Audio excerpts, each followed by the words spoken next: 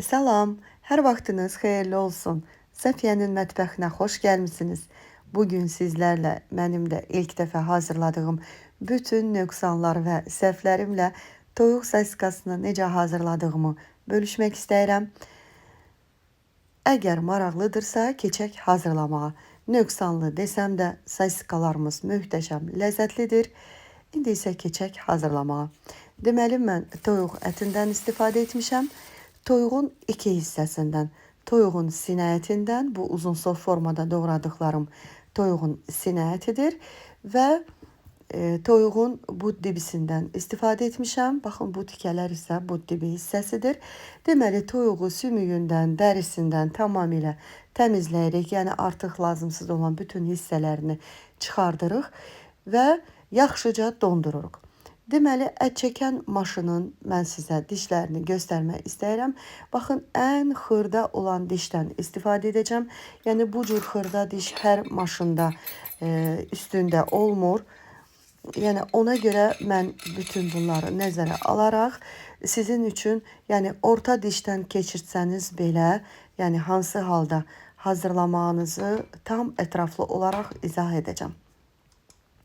Qeyd edim ki, mən ətimizi doğradıqdan sonra buzluğa qoyuram və ara sıra ətimizi yaxşıca qarışdırıram. Yəni, tərs düz çevirirəm, alt üst edirəm ki, ətimizin hər tərəfi, yəni sadəcə kənar və üst hissə, alt hissə yox, yəni ətimizin bütün hissələri yaxşıca donsun.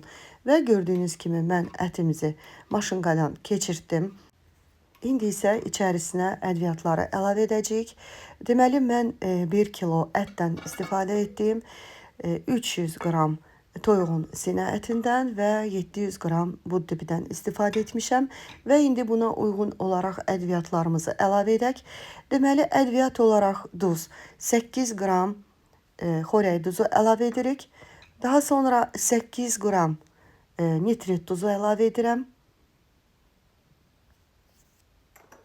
Daha sonra bir diş sarımsaq əlavə edirəm. Yəni, sarımsaq zövqə görədir. Sevməyənlər əlavə etməyə də bilərsiniz. Sevənlər isə biraz daha artıq. Bu isə hiss ətrini verən ədviyyatdır. Bundan 4 qram əlavə etdim və manqal üstü sosis dadını almaq üçün ədviyyatımızı isə deməli 10 qram əlavə etdim və bütün bu ədviyyatları, lazım olan ləvazimatları videonun açıqlama qismində qeyd etdiyim səhifə ilə əlaqə saxlayıb əldə edə bilərsiniz.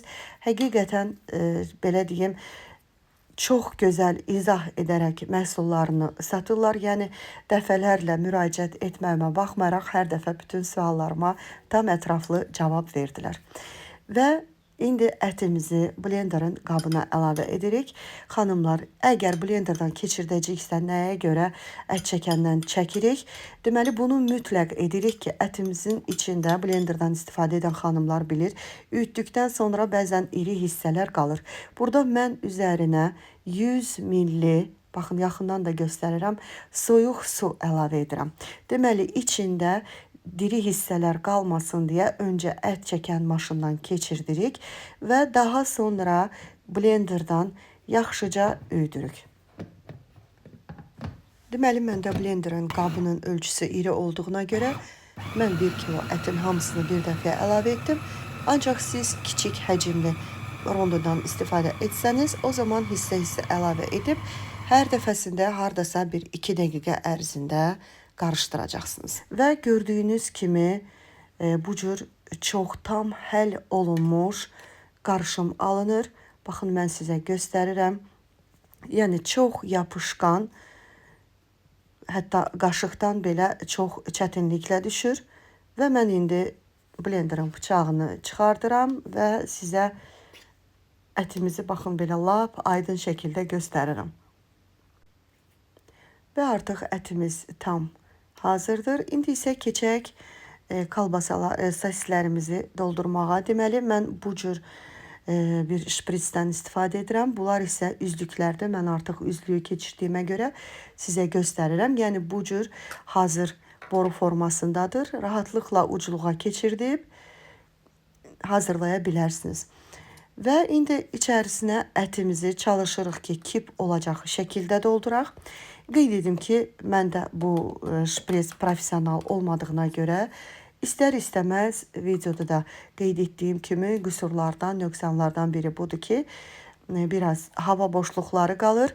Yəni bu da artıq professional şpris olmadığına görədir.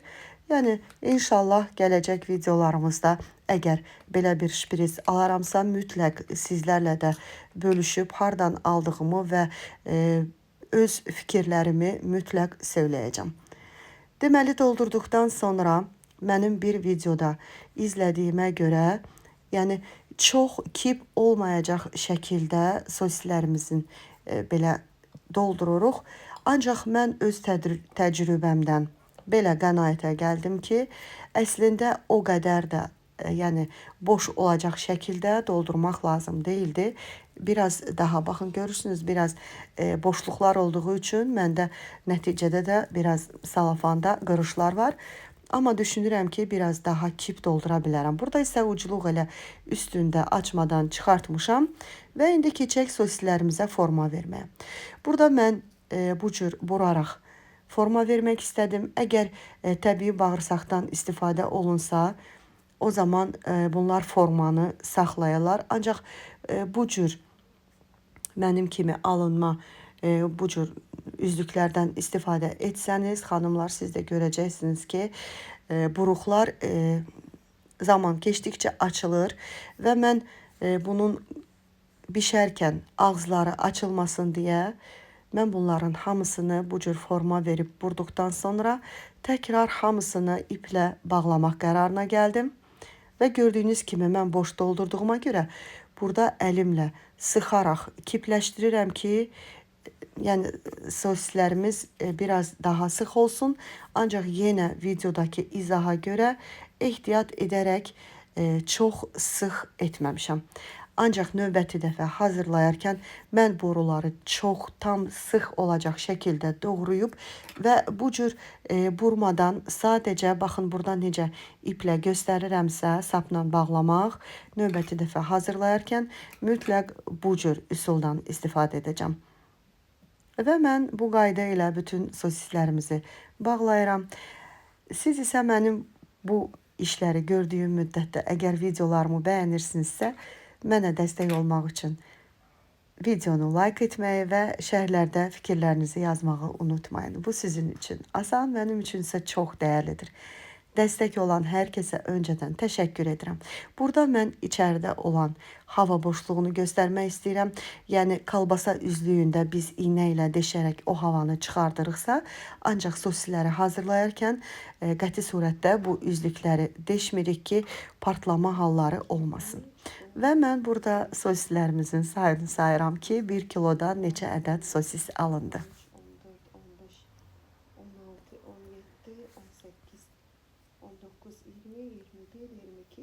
25.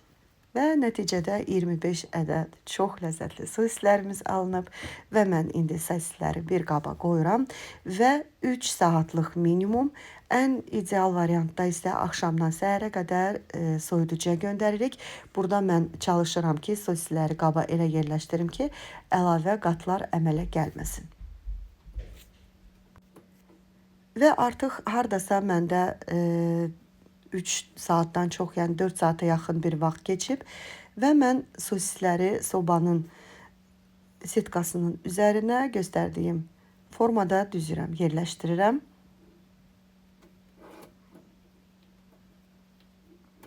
Qeyd edim ki, sobanı hələ yandırmamışam və sobanın dərəcəsinə nəzarət etmək üçün həm soba termometri, həm də sosisin içərisindəki dərəcəni yoxlamaq üçün bu cür içərisinə də yarıya qədər olacaq şəkildə termometr salıram. Mütləq kalbasa və sosisləri hazırlayarkən mütləq və mütləq xanımlar termometrdən istifadə edirik. Və mən alt-üst konveksiya rejimində sobamızı 50 dərəcə temperatura qoyuram. Yəni məndə minimum temperatur 50 dərəcədir. Və indi termometrə nəzarət edərək, baxın gözləyirəm ki, görüm temperatur Yəni həqiqətən 50 dərəcədə qalacaqmı? Və bunu sizinlə bərabər müşahidə edək. Və gördüyünüz kimi 50 dərəcədə məndə artıq 60 dərəcəni keçdiyi üçün mən bu cür mikserin dəmirini qoyub sobanın ağzını biraz, baxın mən sizə göstərirəm, çox yox, biraz aralı qoyaraq, yəni temperaturun sobanın içində 50 dərəcədən yuxarı qalxmamağını təmin edirəm. Və gördüyünüz kimi yavaş-yavaş temperatur düşür. Burada isə baxın artıq 40 dərəcəni keçir və 50 dərəcə sobada, açıq qapıda, yəni qapımız aralıdır. Artıq görürsünüz 50 dərəcə sosisin içində temperatur çatdığına görə mən artıq dərəcəni 80 dərəcəyə artırıram. Yenə alt-üst konveksiya rejimində artıq sobanın qapısını örtürəm və temperaturun 70 dərəcəyə gəlməyini, yəni sosikanın içindəki dərəcənin 70 dərəcəyə gəlməyini gözləyirəm. Yəni bu termometrlər siqnal vermədiyinə görə mən mütləq nəzarətdə saxlayıram və gördüyünüz kimi artıq 80 dərəcəni keçdiyinə görə mən sobada artıq temperatur azalda bildiyimə görə 75 dərəcəyə endirirəm ki, temperatur 80-dan yuxarı qalxmasın. Və sosisin içində hal-hazırda temperatur 60 dərəcədir. Və artıq temperatur 80 dərəcədən aşağı düşdüyünə görə sobanın içində mən təkrar 80 dərəcəyə qaldırıram. Və bu dərəcələrə diqqətlə baxmaq istəyən xanımlar videonu saxladıb, yəni ekranda böyük formada baxa bilərsiniz. Və gözləyirəm ki, temperatur öz qaydasına düşsün. Artıq 80 dərəcədə və sosikanın içində dərəcəmiz də 70 dərəcəyə çatdığına görə mən artıq sobanı söndürürəm. Gördüyünüz kimi artıq sobamız söndü və mən qapağını açıram. Öncə termometrləri sobadan çıxardıram. Qeyd edim ki, sosisin içinə deməli saldığımız bu sosisdən bir balaca, yəni şprisin batdığı yerdən ət bir balaca çölə çıxır. Və sosisləri bir qaba əlavə edirəm. Və öncədən bir qab qoyub içərisinə soyuq su doldurmuşam və indi həmin bu sosislərimizi həmin o soyuq suyun içərisinə əlavə edirik. Hardasa bir 10-15 dəqiqə ərzində, yəni suyu bu cür axıtmaq ehtiyac deyil. Biraz suyunu dəyişərək, yəni suyumuz isinməsin. Sosisləri yəni suda bir 10-15 dəqiqə saxlayıb soyuduruq. Artıq sosislər soyuduğuna görə, yəni mən sudan çıxardıram və sudan çıxartdıqdan sonra yaxşıca sosislərimizi qurutmaq lazımdır. Yəni mən bunu bir çay dəsmalı ilə və yaxud bir salfetlə, yəni sizə rahat olan bir üsulla, yəni göstərdiyim qaydada bu cür sosislərimizi quruduruq və təkrar quru bir qaba yığaraq soyuducuya qoyuram. Deməli mən bunu axşam hazırladıqdan sonra artıq səhər sizə nəticəni göstərirəm. Bu da səhər sosislərimizin nəticəsi. Videonun girişində də gördüyünüz kimi mən sizə təkrar göstərirəm. Burada deməli biz bunu elə axşam dadına baxdıq. Yəni həqiqətən çox möhtəşəm, ləzzətli alınıb. Yəni əgər görüntüsündə bir balaca qüsur olsa da, yəni dadı həqiqətən möhtəşəmdir. Yəni bir professional şpris olarsa, düşünürəm ki, qüsursuz, çox gözəl və çox da ləzzətli sosisləri artıq hər birimiz evimizdə rahatlıqla hazırlayıb nuş edə bilərik. Baxın gördüyünüz kimi çox gözəl. Yəni həqiqətən o xırda qüsurlar yeyərkən dadına görə adamın gözünə qətiyyən görsənmir. Yəni həm sağlam, həm təmiz bir şəkildə hazırlayıb, yəni rahatlıqla nuş etdiyimə görə, yəni çox qəlbim, ürəyim belə deyim rahatdır. Yəni sizin də hər birinizə hazırlamağı tövsiyə edirəm və qeyd edim ki, bu yaxınlarda inşallah toyuq kalbasasını da hazırlamağı düşünürəm. Çünki həqiqətən çox ləzzətli və dadlı kalbasalar alınır.